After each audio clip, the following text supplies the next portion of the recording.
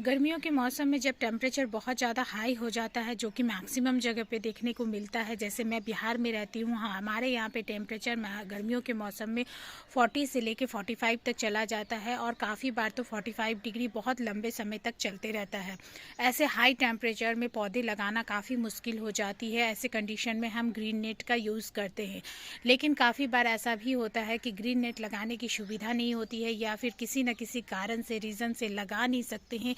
तो हम क्या पौधे ना लगाएं, क्योंकि इतने हाई टेम्परेचर में पौधे सरवाइव करना बहुत ज़्यादा मुश्किल होता है। Hello friends, welcome back to my channel. कैसे हैं आप सब? आई होप आप सब बहुत बहुत अच्छे से होंगे। तो फ्रेंड्स, आने वाले समर सीज़न में हम ऐसे कौन कौन से पौधे लगाएं जो हाई टेम्परेचर को भी टॉलरेट करते हुए काफ़ी अच्छी सी ग्रोथ और फ्लावरिंग हमारे गार्डन में देते रहे। आज की वीडियो में मैं आपके साथ वही शेयर करने वाली हूँ। कुछ 10 पौधे मैं आपके साथ शेयर करूँगी जिसे कि आप बिना ग्रीन नेट के भी ग्रो कर सकते हैं, बिना देख रेख के, यानी कम से कम देख रेख के ग्रो कर सकते हैं। और टेम्परेचर कितनी भी ज़्यादा हाई क्यों ना हो, वो पौधा ख़राब नहीं होगा और अच्छी खासी फ्लावरिंग हमारे गार्डन में देते रहेगा। तो चलिए देख लेते हैं फ्रेंड्स। इनमें से सबसे पहला जो पौधा है वो है फ्रेंड्स यूफोरबिया। यूफोरबिया एक कैक्टस वैरायटी का पौधा है, जिसे कि रेगिस्तानी पौधा कह सकते हैं। इसमें पानी की रिक्वायरमेंट बहुत कम होती है और ये पौधा जितनी तेज़ धूप में आप रखेंगे उतनी अच्छी तरीके से ग्रो करता है और फ्लावरिंग करता है। तो धूप चाहे जितनी भी हो, उससे इसको कोई फ़र्क नहीं पड़ता है। ये पौधा ख़राब होता है ओवर वाटरिंग से, यानी इसको पानी कम से कम चाहिए। अगर आप इसे ज़्यादा पानी दे देते हैं तभी ये पौधा रूट रॉट होकर ख़राब हो जाता है। अदरवाइज़ आप इसे जितना भी कम पानी दीजिए, पौधा ख़राब नहीं होता है और बहुत अच्छी ग्रोथ करता है। इसीलिए कोशिश हम हमेशा रखते हैं कि इसे छोटे पॉट में लगाएं और ऐसी जगह प्लेस करें जहां पूरे दिन की धूप मिले। गर्मियों के मौसम में पूरे दिन की धूप तो गार्डन में लगभग हर जगह आ जाती है, लेकिन विंटर सीजन में भी हमें इस बात का ध्यान रखना है कि इसे ऐसी जगह प्लेस करें जहाँ कि इसे पूरे दिन की धूप मिले, यानी जितनी भी धूप निकलती है विंटर सीजन में उतनी धूप इस पौधे को मिल जाए। तो पहला पौधा है फ्रेंड्स ये यूफोरबिया का, जिससे कि आप हाई टेम्परेचर वाली जगह पे बहुत आसानी से ग्रो कर सकते हैं। इसके बाद फ्रेंड्स अगला जो है वो है फ्रेंड्स बोगनविला। बोगनविला भी एक ऐसा ही पौधा है जो कि हाई टेम्परेचर में बहुत आसानी से ग्रो हो जाता है। आपने भी देखा होगा रोड साइड एरिया में डिवाइडर के रूप में ये पौधा लगाया जाता है और वहाँ कोई देख रेख नहीं करता है। पूरे दिन की सीधी धूप उस पर पड़ती रहती है, फिर भी पौधा काफ़ी अच्छी ग्रोथ करता है। उसका रीज़न यही है कि ये पौधा एक हीट टॉलरेट पौधा है। इस पौधे को भी पानी की रिक्वायरमेंट कम होती है, कैक्टस के जैसे नहीं, लेकिन फिर भी पानी की रिक्वायरमेंट कम होती है। अगर आप इसे ज़्यादा पानी देंगे तो ये पौधा पत्ती प्रोड्यूस करता है, और अगर आप इसे थोड़ा सा पानी हाथ खींच के देंगे, यानी अच्छी तरह से मिट्टी सूख जाए उसके बाद ही आप पानी दीजिए, तो इसमें फिर फ्लावरिंग आपको दिखने को मिलती है। इसीलिए हीट वाली जगह पे, यानी हाई टेम्परेचर वाली जगह पे ये पौधा काफ़ी अच्छी तरीके से ग्रो करता है, सर्वाइव करता है। तो आप बोगनविला के पौधे को भी लगा सकते हैं। आप चाहें तो इसे आप बड़े पॉट में भी लगा सकते हैं। अगर पौधे को बेल के रूप में ग्रो करना चाहते हैं तो आप इसे बड़े पॉट में लगाइए। अगर पौधे को छोटे बोनसाई रूप में या छोटी हाइट में रखना चाहते हैं तो मेरी तरह छोटे छोटे पॉट में लगाइए, जिससे कि कटिंग प्रूनिंग करके आप इसे छोटे हाइट में रख के अच्छे फूल ले सकते हैं। तीसरे नंबर में आता है फ्रेंड्स टिकोमा। टिकोमा में कई सारी वैरायटी आती है, जैसे कि ये येलो टिकोमा है, ऑरेंज टिकोमा, पिंक टिकोमा, इसमें बुश वाली वैरायटी आती है, क्लाइमिंग वाली वैरायटी आती है। तो आप टिकोमा की कोई भी पौधे को आप लगा सकते हैं। ये एक ऐसा पौधा है जो कि कितनी भी हाई टेम्परेचर क्यों ना हो, ये टॉलरेट कर लेता है।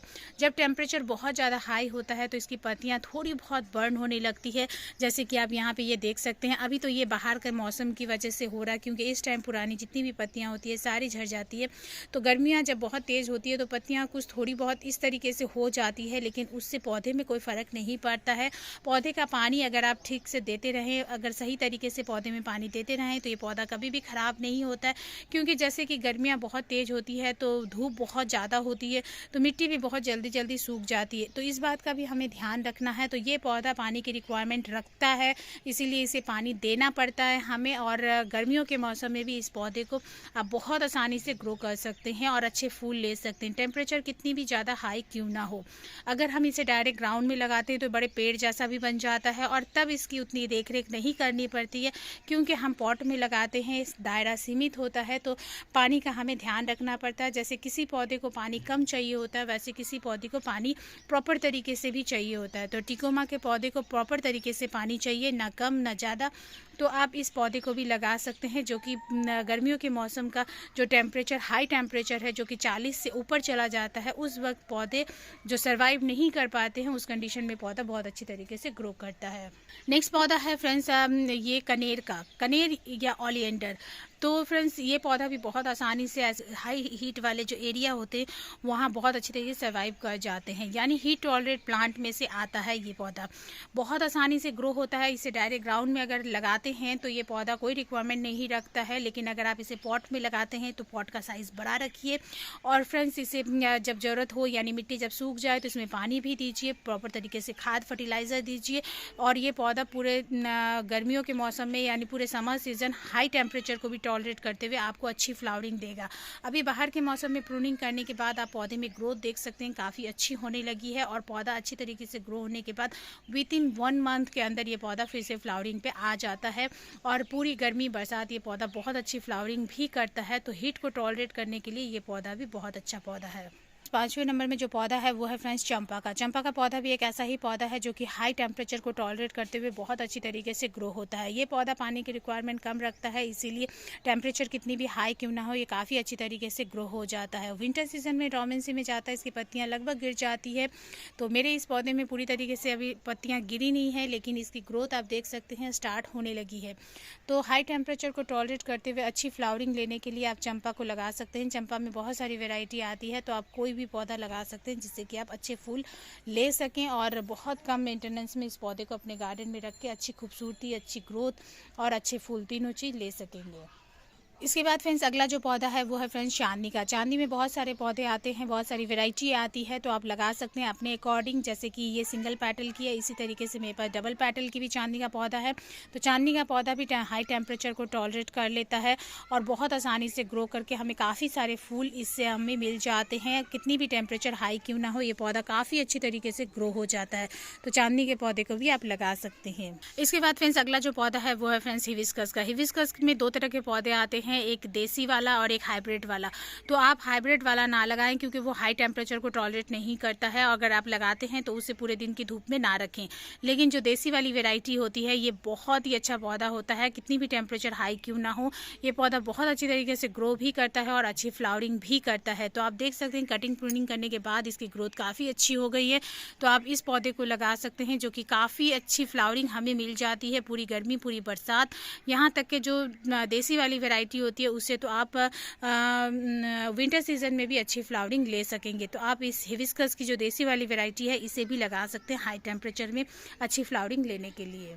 इसके बाद फ्रेंड्स अगला जो पौधा है वो है फ्रेंड्स अडेनियम का। अडेनियम एक डिजर्ट रोज़ है यानी रेगिस्तानी पौधा है, तो इसे भी आप लगा सकते हैं जो कि हाई टेम्परेचर में हैवी फ्लावरिंग करने के लिए एकदम से बेस्ट है। इसके मोटे मोटे कोटेक्स होते हैं जो कि बहुत पानी स्टोर होता है, इसलिए इस पौधे को पानी कम चाहिए, इसीलिए ये डिजर्ट रोज़ कहलाता है यानी रेगिस्तानी पौधा कहलाता है। और गर्मियों के मौसम में जब टेम्परेचर बहुत ज़्यादा हाई होता है इस पौधे को कोई फ़र्क नहीं पड़ता है और काफ़ी अच्छी सी फ्लावरिंग आपको इस पौधे से मिल जाएगी। इस पौधे में पानी कम देना होता है, इसीलिए इसे हम छोटे पॉट में लगाते हैं जिससे कि ये पौधा ओवर वाटरिंग से ख़राब ना हो। और जितनी तेज़ धूप में आप इसे रख सकते हैं, जितने लंबे समय तक धूप में आप इसे रख सकते हैं, ये पौधा उतनी अच्छी तरीके से ग्रो भी करता है और फ्लावरिंग भी करता है।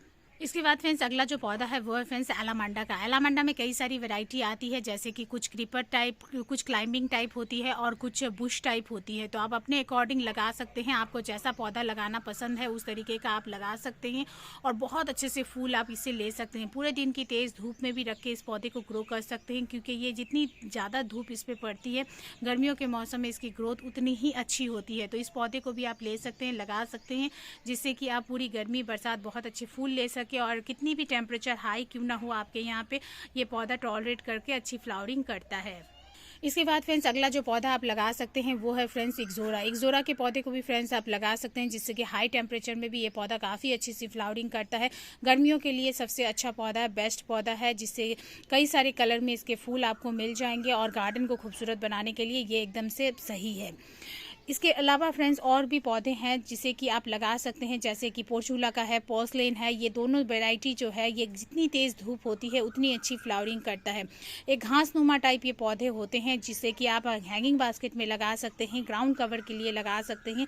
पूरी गर्मी बरसात इसमें बहुत अच्छी फ्लावरिंग होती है। जहाँ धूप सबसे ज़्यादा आती हो ऐसे कंडीशन में इस पौधे को रखना है, उसी से आप इसे धूप अच्छे फूल ले सकते हैं। थोड़ी कम धूप में इसकी ग्रोथ तो होती है लेकिन फूल कम आते हैं, इसलिए जितनी टेम्परेचर हाई क्यों ना हो, कितना भी टेम्परेचर हाई क्यों ना हो, कितनी भी तेज़ धूप क्यों ना हो, ये पौधा काफ़ी अच्छी तरीके से फ्लावरिंग करता है। यानी जब भी आप इन पौधों को लगाएं, मैक्सिमम आपके गार्डन में जहाँ धूप आती है उन जगह पे आप इस पौधे को रख सकते हैं।